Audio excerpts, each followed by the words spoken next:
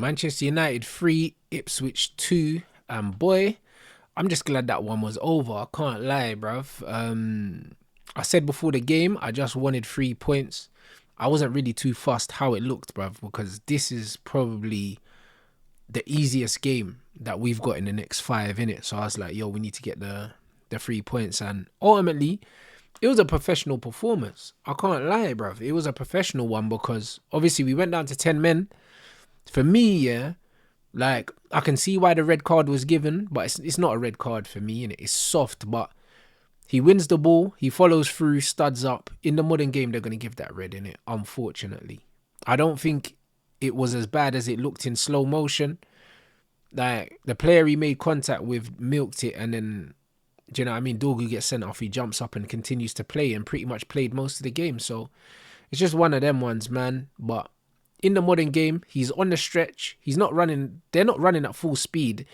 Do you know what I mean? Like, he's not going to break his leg, but I can see why the red was given. But it's disappointing because Dorgu was actually playing well before that.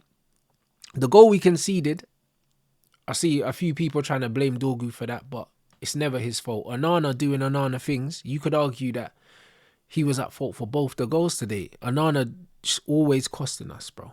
Like I said it on Red Talk with Flawless literally yesterday. If Man United are serious, in the summer, he needs to be one of the guys that we're forcing out of the club. He's a liability.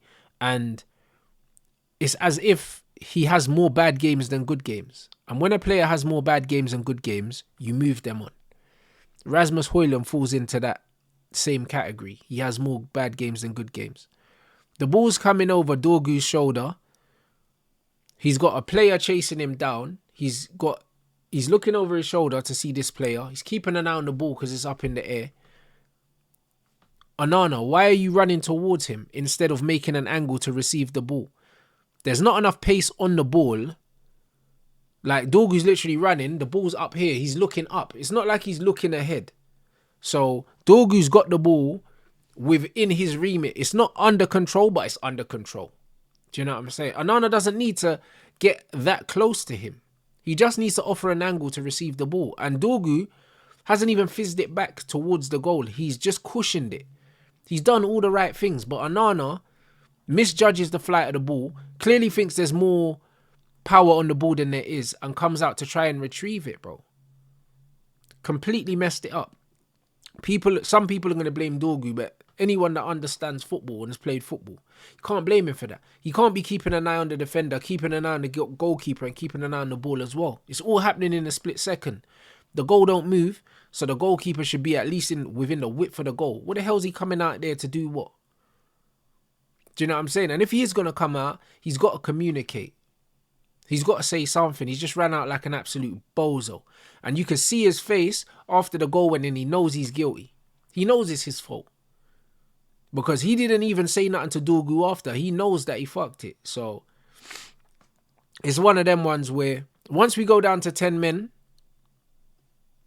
it just becomes damage limitation. The manager, I don't like the substitutions he made in the game. For me, Rasmus Højlund's got to go off. This guy he's beyond useless. Like, he's beyond useless. Like, he's not even good enough to be a cone. He does nothing. So, it's like we're a man down when he's playing. And then we go an extra man down, so now we're 2 men down. He should have taken off Rasmus Højlund at that opportunity, put on Garnacho, then we've got an outlet. Rasmus didn't offer a single outlet in the game, bruv. So, we ended up playing with 9 men until we finally took him off. And that's just what it was. And then the manager put Xerxes up front when Xerxes was getting on the ball in the midfield and actually creating, because our midfield wasn't really creating anything. And then we've got no outlet because Xerxes not gonna chase long balls and run into the channel. He wants the ball to feet. So he's not an outlet. Could have brought on Cheeto off the bench, even maybe for the last 10 minutes, and the manager waits until the 92nd minute and then brings on Christian Eriksen and Victor Lindelof. I think he could have used the substitutions better, and I think he could have used them earlier. As soon as Mazraoui came on, that kind of showed us we were setting up shop in it to kind of defend, which is okay, but you always kind of need an outlet on the pitch, and we never had one when he put Xerxes up front. And Xerxes was knackered, Bruno was knackered. Ugarte don't get tired by the looks of it. Do you know what I mean? Shout out the players, they put in a shift today, man.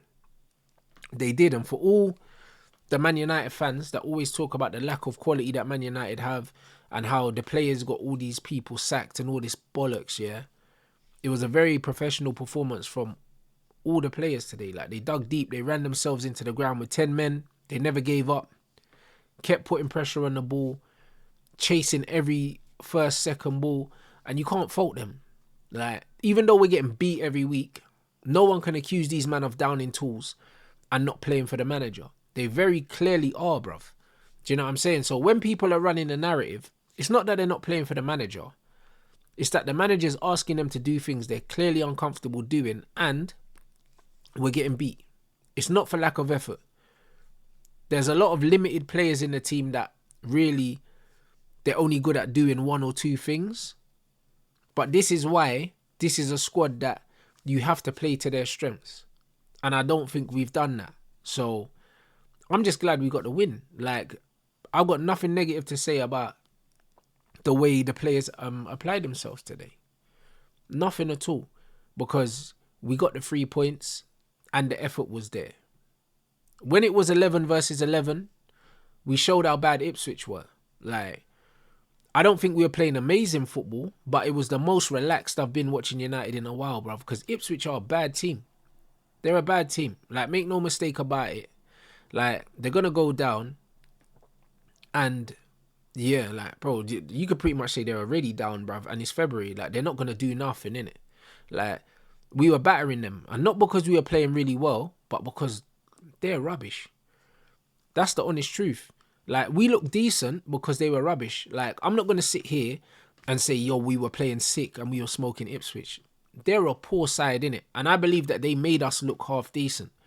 We still concede. We scored 3 set-piece goals. We didn't concede. We didn't create anything from open play.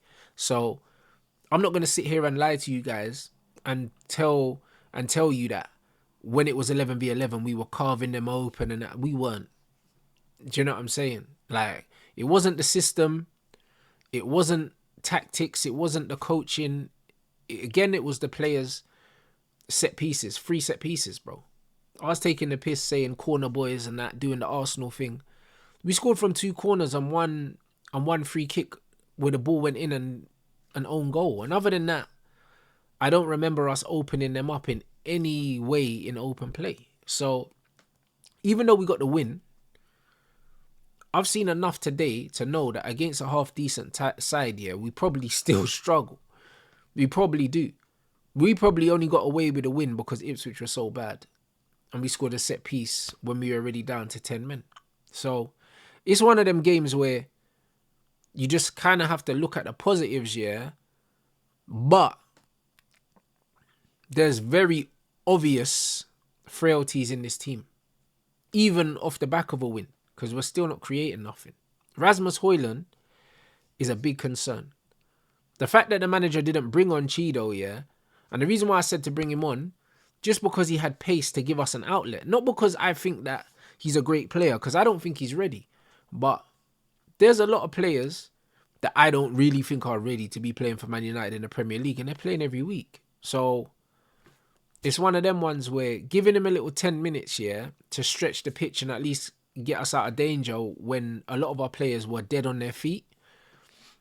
I think it's strange that the manager didn't give him more minutes. And then in the last press conference, the manager said, oh, Cheeto's got pace, and I believe that he could kind of help us in transitions, even though he brought him on in injury time.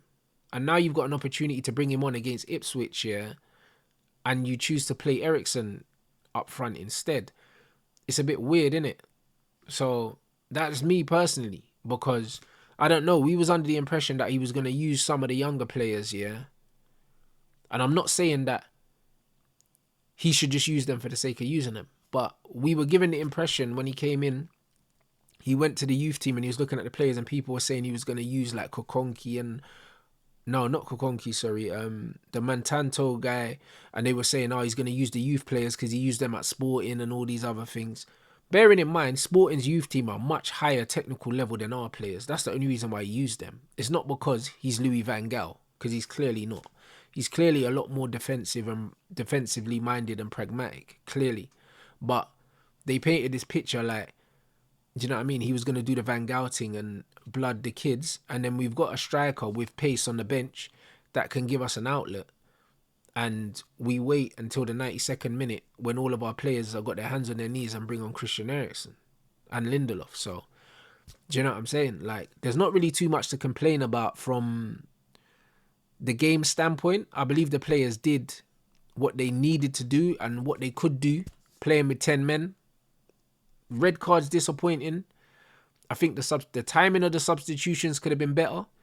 And I think the actual substitutions could have been better. Like leaving Højlund on for as long as he did and taking off Garnacho, who would have given us energy and an outlet. I think it was a bad decision. But we got away with it. Like Xerxes in the 10 today, knitting things together for us. When Cass came on, he defended well, helped run down the clock. Ugarte ran himself into the floor. Bruno ran himself into the floor. Lenny Euro was quality today.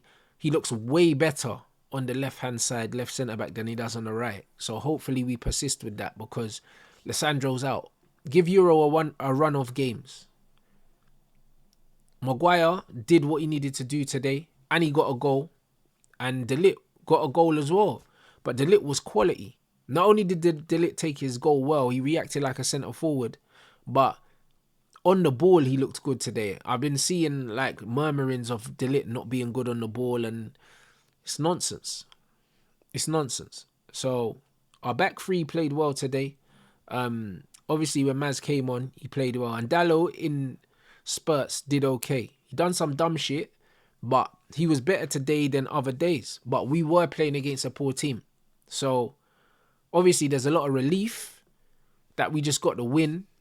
But if I'm honest, yeah, a performance like this, yeah, against a better team, it's a lot less comfortable, innit? So, I don't know. It's one of these ones where I'm just happy that we won. We take the win. And yeah, man, it's on to the FA Cup on the weekend.